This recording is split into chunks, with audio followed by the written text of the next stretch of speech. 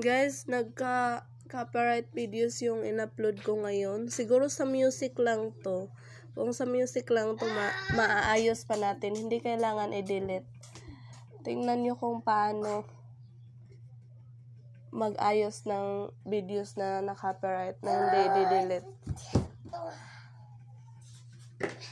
Dito, check natin yung bagong upload natin.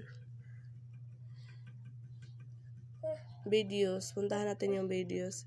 Ito yung paano mag-send star sa FBRL's videos.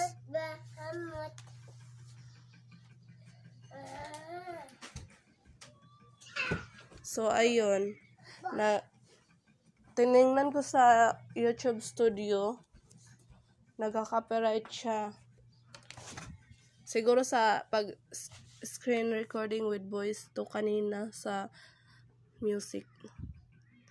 Check natin dito sa YouTube Studio. Puntahan natin yung content. Click natin. Ayan. May nakalagay na copyright. Ayan. Paano ba natin yan naayusin? Pindutin lang natin tong video. Ayan. Tapos, ito copyright. Pindutin natin. Paano mag-send star sa FBRL's videos. Copyright protected content found. Don't allow the content to be used in YouTube. So, pindutin natin tong review is you. Ayan. Dito raw tayo nagka-copyright. Siguro sa music nga talaga. So, ang gagawin natin, no, in fact, pindutin natin yan. So, andito na tayo. Mute segment o trim. Or atin na lang putulin na lang natin yun. Kung sa ano pa, guntingin na lang natin. Pero wag. So, i-mute na lang natin yun. Kailangan natin pindutin tong pindutin natin tong preview. Para ma-mute siya. Diyan hanggang diyan. Pindutin lang yan. Pindutin tong continue. Tapos, ito na yung mababasa na i-mute raw yung na-copyright na content. So, i-mute natin yun. Mababalik tayo rito sa processing na yung pag-mute ng ating.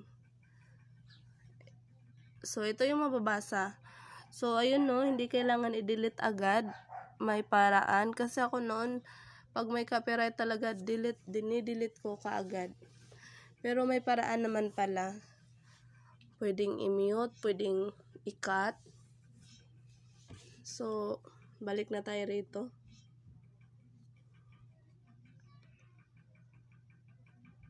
Refresh natin. Ayan, checking. Mga ilang minuto or mga 10 minutes or 15, ayos na yan.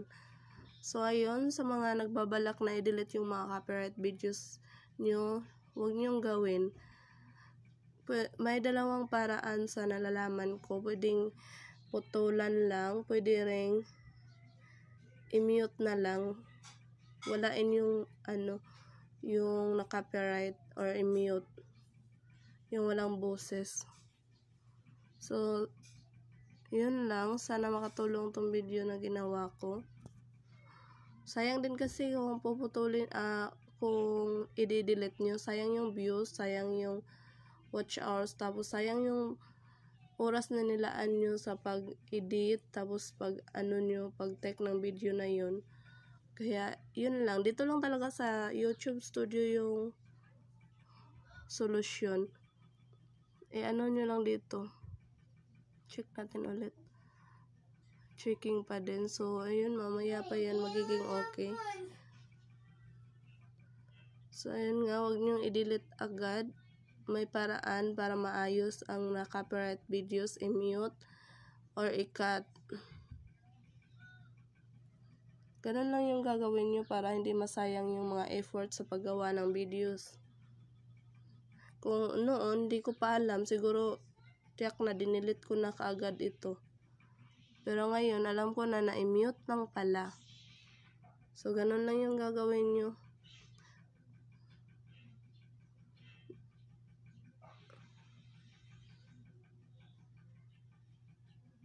Ayan, na-mute na siya. Yung audio pala, yung kanta yung na-copyright.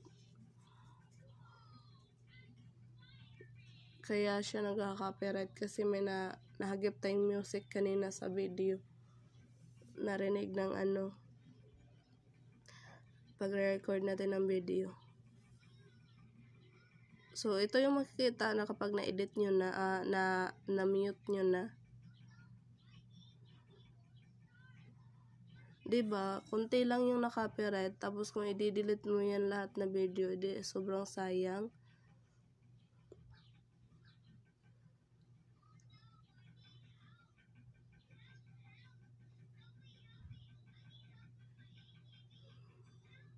Wala pa din. Hindi pa rin hindi pa rin nakabalik.